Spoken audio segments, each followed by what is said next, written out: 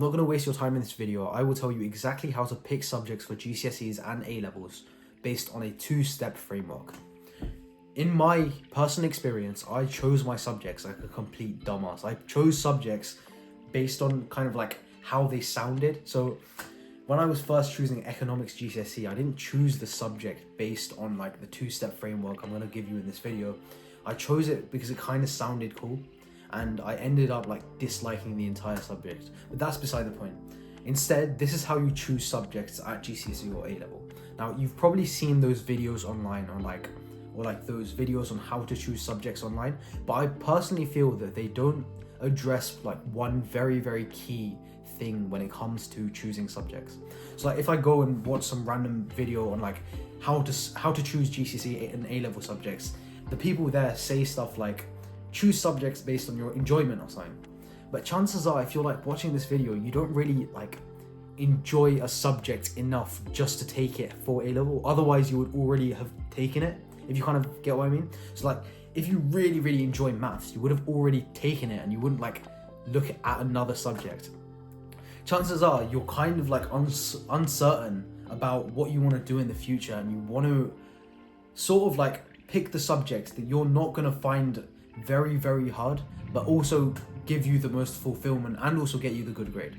So instead of looking at picking subjects as picking them for enjoyment or like how they benefit you in the future, the criteria you need to place on the subjects you pick at GCSE and A-level is the problems that arise. Let me elaborate. So imagine you're taking like, let's say, English literature. Instead of looking at the rewards that getting a 9 at GCSE English literature will give you, like it may give you like a good place at university or a good place at another sixth form.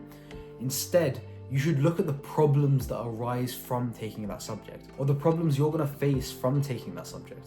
So if I was doing English literature, actually English literature is a bad example because it's like compulsory anyway, but if I was taking something like economics, instead of looking at the rewards of getting a 9 for that subject, if I look at the problems I would have to face when doing the subject, which are like essay writing, then you start to form a picture in your mind of how hard the subject will be to get a good grade in. So for example, let's say economics, right? The main problem you face whilst doing the subject of economics is A, analysis work, and B, essay writing. So when you're like doing when you come across a very hard question and it's asking you to like analyze and draw the graph based on this table, if you're really good at essay writing, you're going to be good at the subject and you're automatically going to enjoy it more than someone who hates the process of essay writing. And I feel like if I would have used this criteria to like pick subjects for GCSE, and I use this for A-level, but mainly GCSE, I would have loved studying the subject way, way more. The second main thing you need to do whilst picking your subjects for GCSE or A-level is seeing how this will benefit you in the near future, not your career, in the near future. So for example, if you're applying to a sixth form and it has specific entry requirements, you would look at these entry requirements and then see the subjects that you need for that, and then apply the first part of this framework, which was looking at the problems that arise from that subject, and then make an informed decision about whether you should take that subject or not. I'll tell you why you shouldn't pick it based on your career later on in this video, but these two main points, if you use these two, you cannot go wrong whilst taking a subject. So for example, if I'm picking a subject for A-level, let's say I'm thinking of taking A-level computer science, right? I would apply the first part of this framework, which is, okay, let me think of the problems that can arise when I do the subject of A-level computer science. One, there's a lot of like theory on computers. Do I like computers enough to give it my full attention? I kind of do, so yeah, maybe. And the second part is there's a lot of programming. Do I like problem solving? And B, do I like to code? Both of the answers to those two questions are yes. So then in that scenario, I would consider taking computer science A-level. However, if I'm taking English literature A-level, yeah, it looks good for like law school or something, but the problems that I'm going to face whilst doing the subjects of English literature are essay writing, getting bad grades for essay writing, and then not knowing how to improve in that essay writing subject, because I'm like, I know myself and I know that I'm generally a bad essay writer. Even though I did get a 9, I know that like I'm not my mind isn't programmed in that way to just write out essays. So I know I would really struggle whilst doing the subject of English literature A-level, just because I don't know how to write good essays. Yeah, of course I can like improve in essay writing, but I just wouldn't enjoy it enough to do the subject.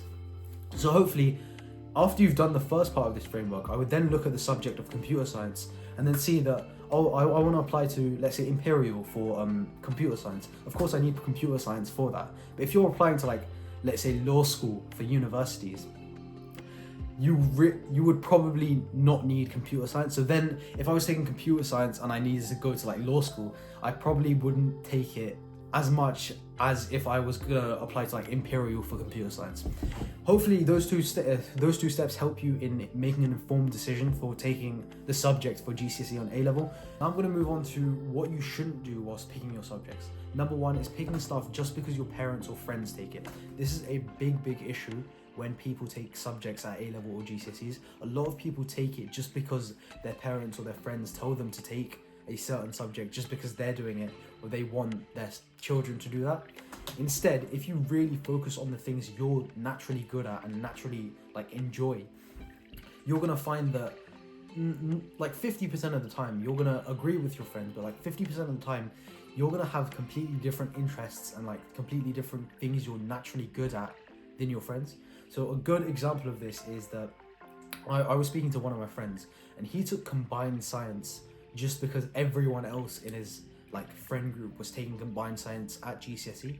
But when he came to like year 11 and he like arrived at year 11 and he actually like got to understand the subject, he really regretted taking the triple version, like triple science instead of combined science, just because like triple science it's a free GCSE and like it's not that much content added on.